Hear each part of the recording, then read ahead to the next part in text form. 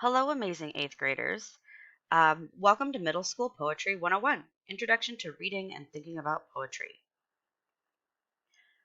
You are going to have access to this presentation, so I highly recommend that you open that up as well as this video because I'm going to ask you to pause and go to the slides several times. Here are the table of contents. It tells you which slides you should go to for each thing. You can also just scroll down because it goes all in order, but each of these are linked to the slides. So here are the directions. Follow along with this video, which you are right now. When instructed by me in this video, go to your slides and perform the task. Make sure to follow the directions of the task. You're going to complete a Quizlet and an Edpuzzle, and finally, you're going to complete the haiku assignment. Use this little home, this bright pink home link, to take you back to the table of contents.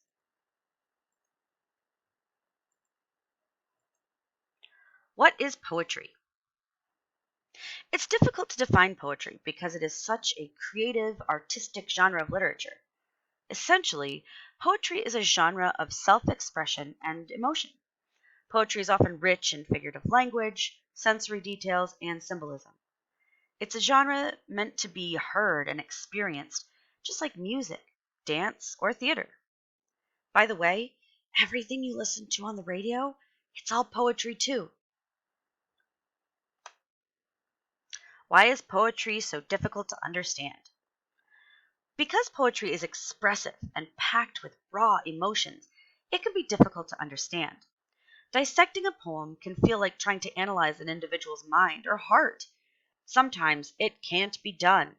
Sometimes it's just art. Sometimes poetry is just poetry. When compared to prose or other forms of writing, such as novels or stories, poetry often has fewer words, but even more meaning within those words. This complexity is what makes reading poetry so difficult. But that's also the beauty of poetry, unlocking the meaning, uncovering the emotion, and connecting to the words in a powerful way.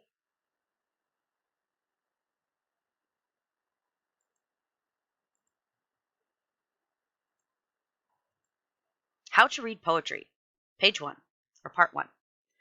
First, read it aloud. Poetry is meant to be heard, so read the poem aloud. Poetry is all about the sound and rhythm. Second, read it again. Always read the poem more than once. 3 times is the charm. Here's a guide for what to focus on during each read. On your first read through, check off exposure. Take in the poem. Be a sponge. Let the words sink in, even if you don't know what they mean.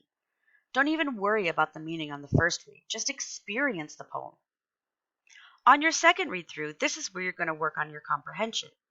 Concentrate on understanding the speaker and main ideas. Remember, the speaker is the narrator of the poem, not the poet. And on your third read through, this is where you're going to focus on the analysis portion. Once you can comprehend the what of the poem, dive deeper to analyze the how. Think about how the poet conveyed the ideas. Consider poetic devices such as tone, word choice, rhythm, scheme, meter, etc. Third, consider the context. Who wrote the poem? When was it written? And what was going on during that time period or literary movement? And finally, dissect the devices and word choice. In a poem, every word matters, and very little is literal. Poets make you work for the meaning. Keep asking questions. What does this mean? Why would the poet do this? Interrogate every word and device to understand the poet's message. But remember, poetry is open to interpretation. There's not one correct answer, only different interpretations. Poetry is personal, expressive, emotional, and open-ended. So don't get frustrated trying to solve it like an equation.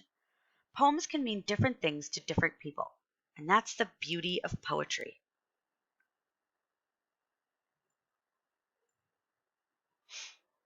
Oh, literary terms in a Quizlet, let's go.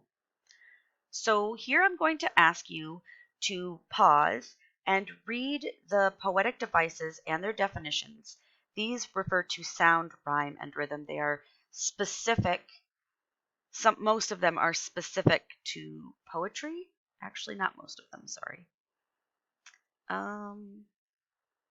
The right-hand side is specific to poetry. All right, I'll see you when you get back.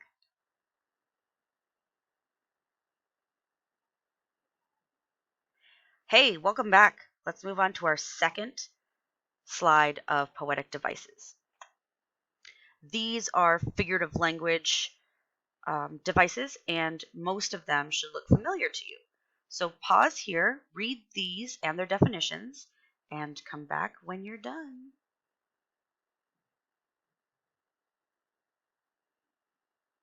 Hey, welcome back. We have one final slide for poetic devices, and this is to go to the Quizlet. So you can click on this link to use the Quizlet, or you can go to the link that I've provided in the post. And I will wait for you here.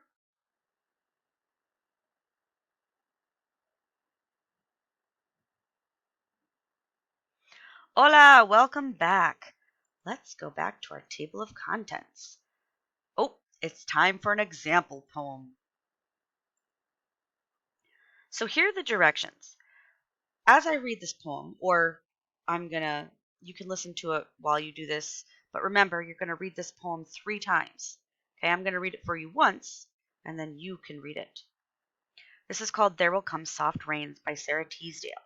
And the directions for you to do on your own version of this is to underline any alliteration using green. So you're going to take this little underline, and if you see alliteration, you're going to underline it. You're going to highlight any imagery using yellow. Okay, so you can highlight here. You're going to underline personification using pink. And you're going to circle the end rhyme using this blue circle. Okay?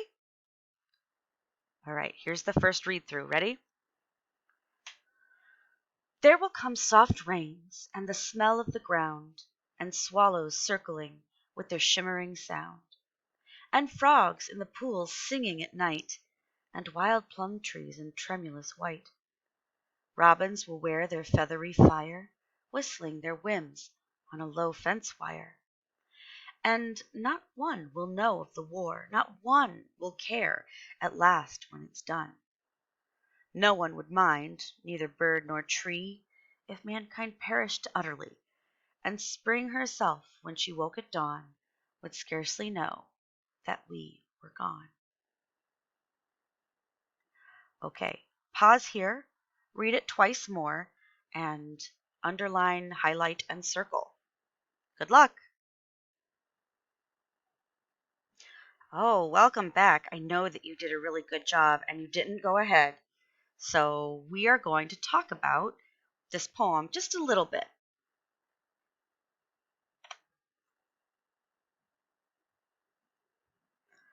The literary elements I asked you to annotate are here. So alliteration, it's the same sound. It doesn't have to be the same letter.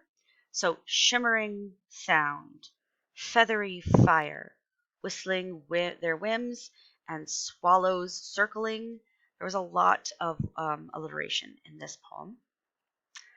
There's lots of imagery as well. So some of the things that I noticed were soft rains, that's sense of touch and the smell of the ground, swallows circling, so that's like sense of sight, but also it's this beautiful picture that you can see or feel. Teasdale also used personification in this poem. She personified the frogs in the pools singing at night, and she personified spring, the season. And spring herself, when she woke at dawn, would scarcely know that we were gone. And finally, there were a lot of end rhymes in this poem. Ground, sound, night, white, dawn, gone, things like that. Now, if you look on the right side of this slide, you will see the analysis. So this analysis is a really good model. When I ask you to analyze a poem eventually, this is one that you can use as a sample. Follow the guidelines, if you will. So my analysis was this. In There Will Come Soft Rains, the speaker uses alliteration and imagery to paint an idyllic scene of nature and evoke a peaceful mood for the readers. The end rhyme contributes to this calming mood, creating an effect that mimics the sounds and songs of nature.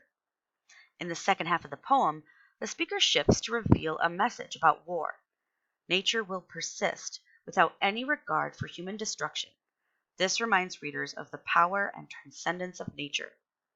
The personification of spring furthers this theme, illustrating that while humans may think they are in charge, only Mother Nature is. All right, now that we have this down, we're going to move on to an Edpuzzle. So you can click here. It's also linked in this post. When you pause this video, when you come back, we'll move on. Good luck on the Edpuzzle. Try to get an 85 or higher.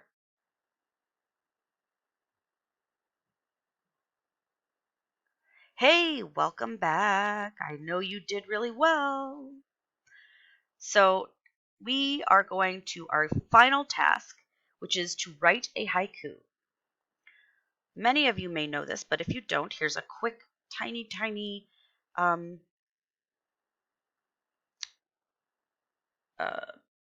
history of the haiku. So a haiku is traditionally a Japanese poem consisting of 3 short lines that do not rhyme. The origins of haiku poems can be traced back as far as the 9th century. That's the 800s. A haiku is considered to be more than just a type of poem. It is a way of looking at the physical world and seeing something deeper, like the very nature of existence. It should leave the reader with a strong feeling or impression. So these examples are translated from Japanese, so the syllables are different than what I'm going to ask you to do. Your directions for this page, or this slide in yours, is to, in the green boxes here and here, you're going to think about the poems and you're going to write what you think each haiku might mean. Remember, they're not literal, so you're not going to write about the snail and you're not going to literally write about the flowers and shadows. Okay, about 3 to 5 sentences.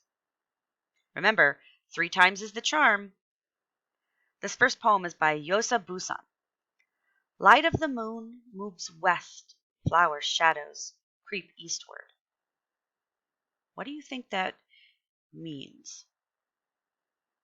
And finally, by Kobayashi Isa. Oh, snail, climb Mount Fuji, but slowly, slowly. And what do you think that means? Make sure you pause where you need to and come back only when you're done. I'm going to move on to our final slide and your final task. You're going to write your own haiku. So line 1 is 5 syllables, line 2 is 7 syllables, and line 3 is 5 syllables again. Remember that each word must have a lot of meaning. Okay, so choose your words carefully. Choose your literary techniques carefully. And once you've written this haiku, it sounds easy, right? It's short, but it's really much more difficult because you only get a certain amount of syllables.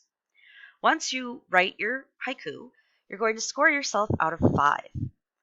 5 being the highest. I love what I created. 4, I like what I wrote. 3, I could do better. 2, I don't like what I did. And 1, I didn't really try. Just be honest when you're grading yourself, and you're going to put it right here, out of 5. And then you have completed this assignment, this task of tasks, Middle School Poetry 101, and I hope you have a wonderful free time after this. All right, that's Mrs. DeLong, over and out. Good job.